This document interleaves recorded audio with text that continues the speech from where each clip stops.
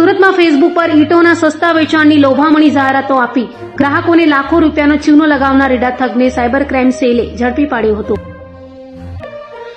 સુરત શહેર cyber crime સેલે online છેતરપિંડીના વધુ એક ભાંગફોડ કર્યો હોય તેમ ફેસબુક પર જેસીબી રેડ બ્રિક સહિતના નામે સસ્તા ભાવે ઈંટો આપવાની જાહેરાત મૂકી આરોપી ગ્રાહકોનો વિશ્વાસ જીતતો હતો.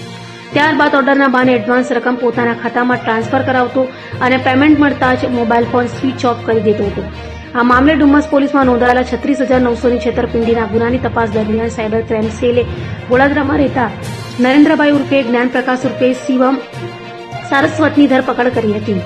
તપાસમાં જાણવા મળ્યું કે આરોપી ગ્રાહકો પાસેથી રૂપિયા વસૂલ્યા બાદ ઈંટના ભટ્ટા માલિકોને ચૂકવણી કરતો ન હતો અને અન્ય લોકોના બેંક ખાતા મારફતે રકમ ઉપાડી લેતો હતો.